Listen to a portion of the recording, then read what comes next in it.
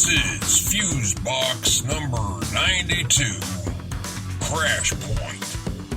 And you are still picking up the pieces.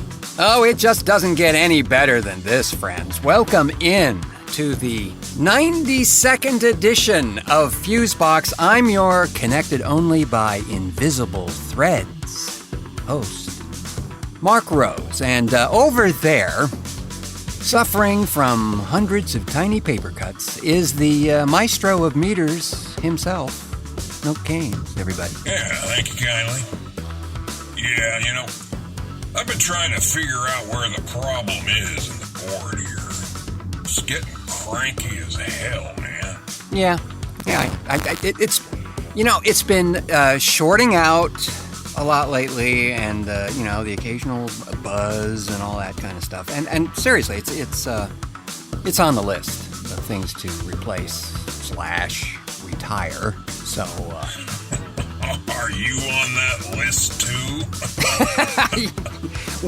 Well, yeah. You know what? There are some days I feel it a lot more than other days, I gotta say. But for some undamn known reason, I keep getting up and moving on. Well, good on you. No, I agree with you. I think it's in the power supply, amigo. Might be some bad op amps in there or something. Yeah. I'll keep scratching around in there after we wrap and see what I can find. Well, I so appreciate that, my friend, very much. And speaking of new and interesting, we have a brand new Twisted Epiphany to bring you on this edition of the show. One penned by Kimberly Johnson called Detour. And I can't wait to share that one with you. As well as some updates to a few things that have been lurking in the background, friends. They now seem to be alive and wiggling. We have news. Things also on the in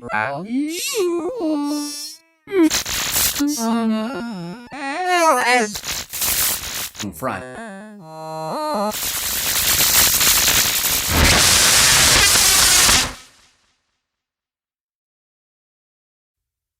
And so, friends, that's how it went a few days back when we first started this show, you see. It's several days later now, and we are back, bigger and better than ever. Certainly more colorful in here now. All these new flashy lights and shit. Yeah. Well, friends, a brief explanation is in order, I think. And as you heard, the old recording console that was in place in here for, what, 13 years? That was BM time, amigo. BM time? Yeah, before me. Oh, yeah. True. Well before you, Mr. Caines. Well before you. Yeah. But yes, it had served me well over those years, and just last month, it started to sputter and fart and do all sorts of things, and then it would fail to power up. So I knew it had some power supply heat issues, most likely. Yeah, didn't you have a fan blowing on it there for a few days to keep the thing cool? well, I was trying to buy some additional time, right? Because, I did, in fact, have the presence of mind to order a replacement board, but it wasn't going to arrive for several days, right? And the work wasn't waiting around for this new installation to be complete, so I had to try to appease the gods of tubes and transistors to give me a few more days. Well, clearly they didn't hear you. Clearly. Yeah, so I stumbled down here on Monday morning, right, bright and early, to find the spurting and aforementioned sputtering noise coming from the power supply, and realized that this console is going down for the count. So I do a quick rerouting of things, right? so I could at least, at least record a microphone, because I had a session starting in less than an hour. And so I managed to get that wrangled out in time, and we did the session, and everything was fine. Well, it could have been always worse, right? Yes. And it did.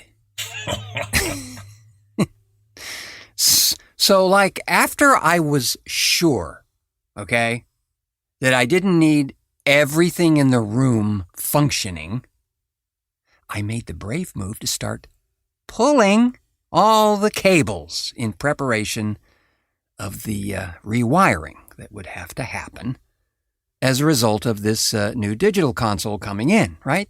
You got to do that, or you're lost, right? Wait, is that when the... Hang on. So, I'm pulling those cables like I'm pulling in crab traps or something, you know? And it's just not happening fast enough or easily enough, you know? And you know, when you get to that space where everything you do seems to be met with either additional strain or further complication or just more hurty pain, that it's right about at that point you get this sort of second wind that comes purely from anger and irritation, and all bets are off at that point. All logic, and especially common sense, are thrown to the curb. And that's when, in the midst of this mad cable-pulling exercise in futility, that's when one of the studio monitors came flying off the speaker stand, face down onto the floor. Timmy, you son of a... Would you get around the damn... Would you leave... Oh, you so... This is so... Cables get under the speaker stand, did they? Yes. Yes, they did. Ow. See, never, not ever become impatient in those type of situations, because you're being baited. Some celestial being has dangled a little worm of misfortune in front of you, friends, and if you are like me and just wanting it to be over by any means necessary, well, then you get the... That's right. Wow, man. Sorry to hear that. So why the hell didn't you call me? Well, I thought about it. I really did. But in the spirit of full disclosure, I have to be honest here. Back on Fusebox number 12, of all things, that goes back to about 2015, I said, well, you know, some folks like diving out of airplanes for thrills. Me, I prefer taking on death-defying tasks like rewiring the studio and shaking out the cable goblins. Yeah, it'll be a treat. For me, it's some kind of zen. I don't know what it is. It's like I feel better after I've done all that. And it's a little crazy, you know, it's a little bit, but I don't know what it is. Some people do the spring cleaning thing. I just think it's periodically good to just rip out everything and start over, you know? Oh, buddy. So do you feel better now? Well, in one respect, yes. It still does feel like a lot of the clutter is once again lessened in here, for sure. But no zen was had in Fuse-Ville, friends. None whatsoever. Well, I for one, appreciate you taking one for the team. Just saying. Well, thank you, Mr. Keynes. Duly noted. But hey, Eco and Milo, the Japanese pocket squirrels, they gave the new digital board an unprecedented 4 thumbs up and said, Star Trek! Yay!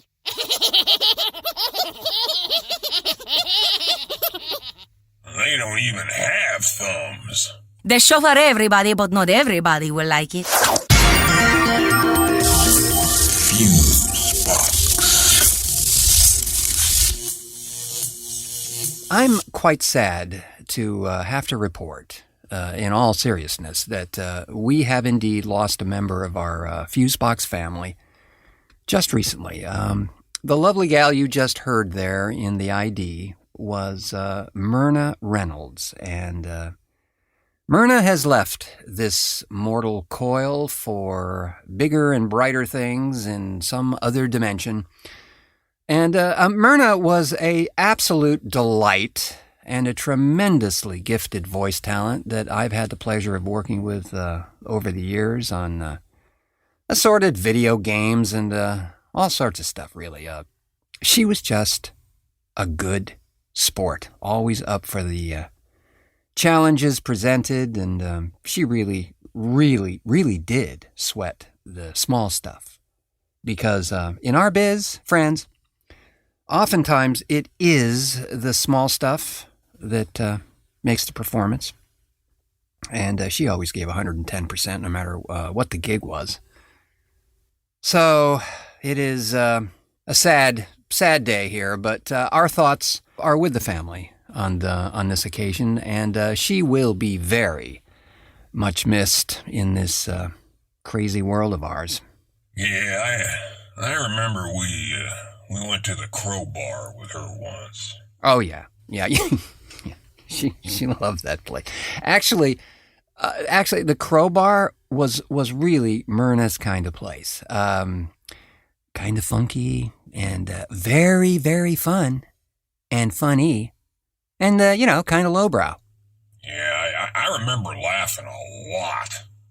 Of course, that could have been from the 6 vodka and yoo-hoos I had beforehand, but, How do you drink that?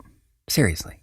Hey, don't knock it till you try it, Mr. Rose. Yeah, no.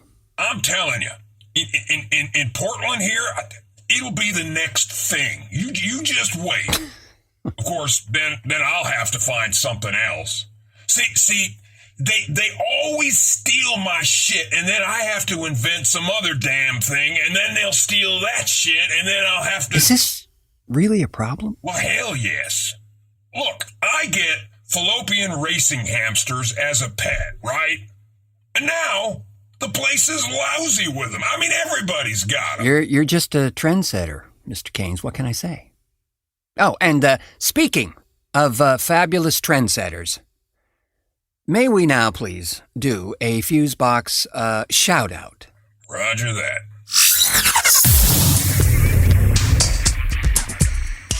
So, gentle listeners, in addition to all of the tech fails in this establishment of late, one of the most recent was the failure of podcast.com to upload the last show, number 91. And hence, our iTunes feed was also compromised with no-show-itis. You know, I attempted to, for at least 2 days, to get that show to stick to that directory over there at podcrust.cram, to no avail.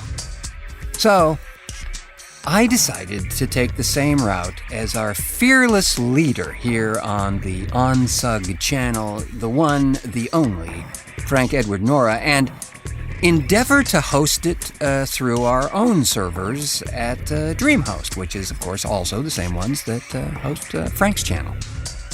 And by the way, they are very, very nice people over there, just saying. But I digress. So I got all the necessary configurementisms arranged and proceeded to make that happen when suddenly I discovered that I could not get certain code-like things to talk to other code-like things. So, in a panic, I reached out to our fearless leader here, Mr. Fenn, as all his closest associates call him, and asked for some guidance.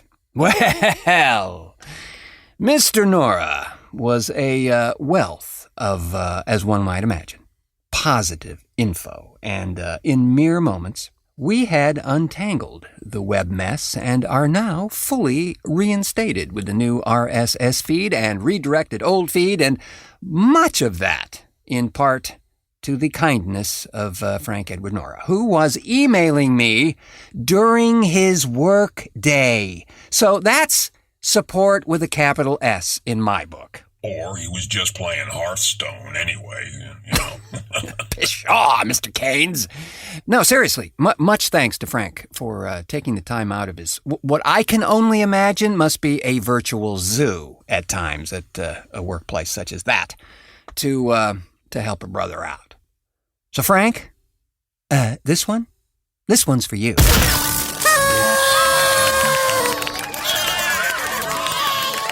Yeah. So now you can subscribe or resubscribe and feel podcrust.cram free as we are controlling transmission, and we assure you a healthy and fortified feed for free. Meh. Ech. This is where youth make extraordinary skills. No. Ew. Bleh. Nyeh. Hi, Timmy. Say, why so glum, pal? Oh, hi, Uncle Carl. Gee whiz. What's a guy gotta do to find cool merchandise these days anyway? I've been searching online everywhere, and golly, all I can find is lots and lots of girl-on-girl porn, pictures of cats, and posts from losers who live in their parents' basement playing Pokemon Go. Whatever the fuck that is. But I can't find neato shirts or coffee mugs or anything. Gosh, I'm about to lose my shit.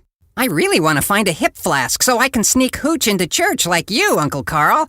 But I just can't find any. What the fuck am I gonna do? Well, Timmy, that sure is a dilly of a dilemma. But here, let me show you where to look.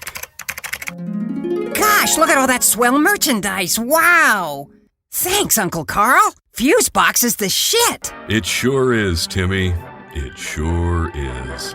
Thanks to Fusebox, Timmy can get himself a genuine Fusebox hip flask, so he can get shit-faced in church just like Uncle Carl, who isn't really Timmy's uncle, but is just a nice man who lives in his van down by the river.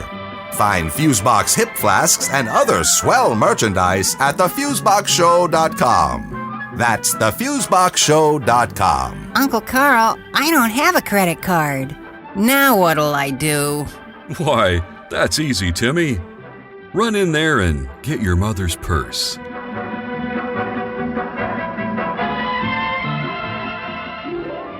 And another thing. Get off my lawn. Yes, seriously. And your little dog, too. You know, I forgot to mention another wonderful technological crash point that just happened yesterday, as a matter of fact.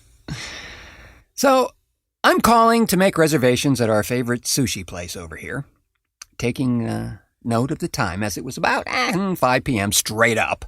And I remember that because that's when the place opens. Called the restaurant, did the reservation thing, and then, well, like many folks, I just took the phone and put it back in my pocket and didn't give it another thought until we're chatting at the sushi place, and I happened to mention to the folks that I was with that I found this wonderful app recently called RoboKiller that intercepts spam calls and has a very unique way of dealing with them. It's a great app, by the way. Hilarious, too. See, they have robos of their own that intercept spam callers and then proceed to waste as much of the spam caller's time as is inhumanely possible. Very funny. Very, very funny. Even if the robocaller is just a recording. Then you have an even more hysterical scenario where you have two robotic voices going at each other. It's brilliant. So anyway, I digress. I'm trying to show the folks this Spiffy Keen app when I take the phone out and immediately notice, that it's hot. Like cooking an egg hot. And I attempt to turn it on because the screen's black and it's just, and it remains black. Nothing. Dead. No combination of buttons brings up anything. And it was charged fully the day before and had that 89% charge thing. So no, it wasn't that. Battery health was very good, according to the onboard diagnostics. So, no reason to suspect anything was suspicious. Mantis aliens. Pardon? Mantis aliens, man. They're invading all forms of tech. They already do a damn great job impersonating congressmen. And maybe your insurance guy, too. Yeah, I don't even know my insurance guy. See? So, I go into my friendly phone service provider store thingy and relate my tale of woe, and are happily told that I can just replace it with the new shiny model that has everything. 3D audio, shoots holographic 10K video, acts as life support systems if you should ever need it, will drive your car for you, and even make sure your clothes are put out for you in the morning. Of course, the call quality is pretty much the same.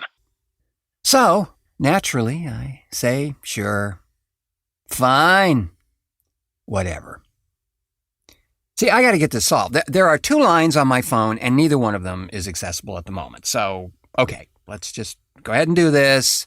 You know, I've got one of those plans where you can, well, they actually encourage you to upgrade your phone every 25 minutes because, you know, hey, you're paying for it anyway every month. Which, by the way, was the other thing. This phone was paid off at the first of the year. Uh-oh, I smell a rat. Oh, me too, Mr. Keynes. Oh, yeah. A giant, stinky, and a little surly on the side Sumatran rat. And we're now calling it pushed obsolescence. Where, and you know what, and I'm serious here. This is a real deal. Hewlett-Packard actually got called out on it when they did a, quote, firmware update, unquote, magically in the middle of the night a few months ago. Well, it's about a year ago now. That rendered many of their printers unable to use any third-party cartridges. Friends, you just can't do crap like that because there's bigger and huger eggheads than certainly your humble host out there that sniffed that deal out instantly and created a public outcry so loud that HP had to reverse their firmware. Yeah, it took them about 9 months, but they did. Same thing in this phone, friends. This exact scenario happened to me when I had to upgrade the phone I was previously using until its death by premature heat prostration. You see, this is why I don't have one, man. Wait a minute. You have one. You just don't use it. Only to order pizzas. Well, you know, good on you, but it's just getting to be damn hard to live in this present society without this form of technology. Landline. Rock solid.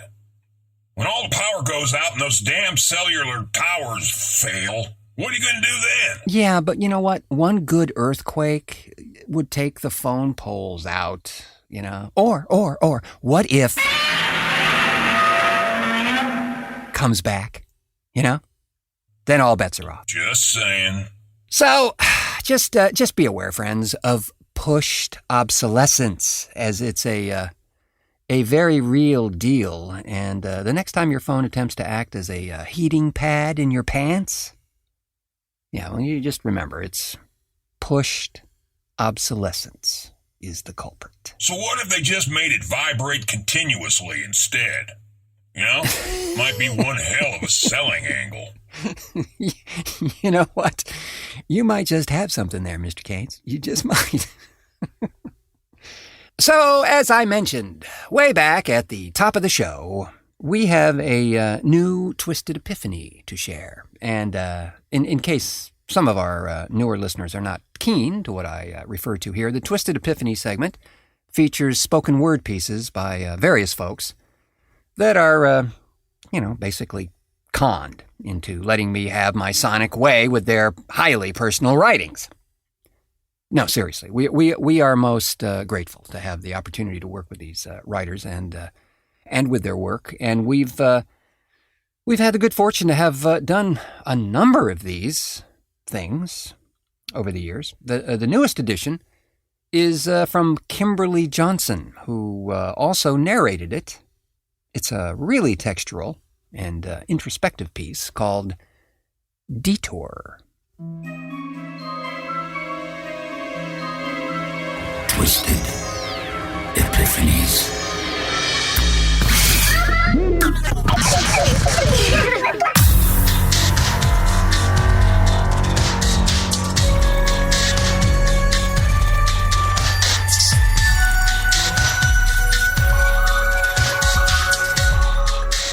Detour, written and narrated by Kimberly Johnson.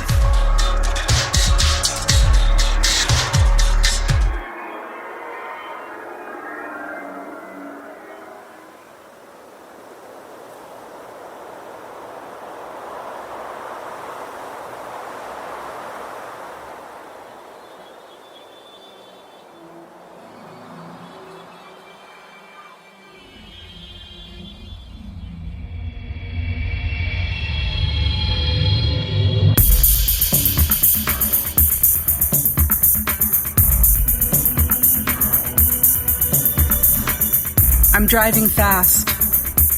The air is cold and hard on my skin, but it's unfurling my tightly wound head. I've been begging to have it take me away. Everything is better when I'm moving through the world quickly. Uncomfortable in boredom in my rear view and gaining, the dead forward is blurred. I don't know my destination right now, but I know where I want to end up. And nobody seems to have directions, but I can feel my way there. It's like bumbling through the dark sometimes, and other times, leaning into the curves and accelerating, coming out of the bass in my heart. I should be lost by now, but I keep coming back to the same place. Different views, no news, and back again. I touch my cheek, turn my head to the side, and the wind whips my hair into feathers. Video feed is showing you my view. It flickers with the electricity of a million colors until it zips back into monochrome static. Rewind, pause, hoping you find the clue within the last seconds. Virtual beacons or a dot on a map.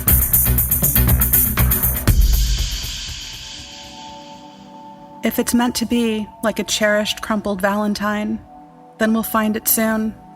Top desk drawer, underneath the Phoenix phone book. Because really, my love, it should be like going home.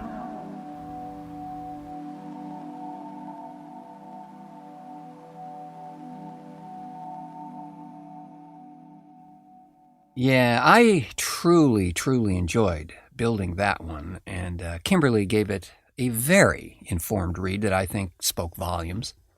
Thanks again to her for allowing us to adapt her work for this segment, and really do look forward to doing some more of her material. So there's that. Okay, friends, that will just about call it a show on this edition of Fusebox, but not without first thanking with great aplomb and inflamed nostrils Kimberly Johnson, Eric Newsom, Merna Reynolds, and Jeff Pollard for making this edition of Fusebox legal in some dry counties. And yes, but also to the wondrous Wizard of Wires himself, Milt Keynes, for production assistance and overt yoo-hoo consumption. Always a pleasure. And don't knock it till you try it. Only if the ghost of Harry Anderson comes over and does magic tricks on my front lawn.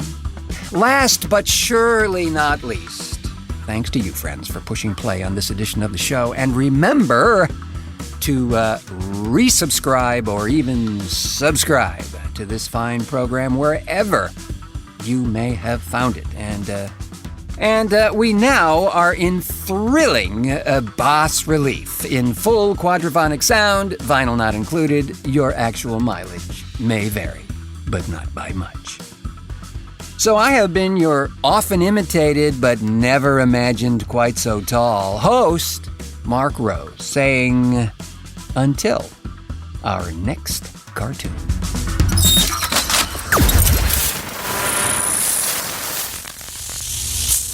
Fusebox. Star Trek! Yay!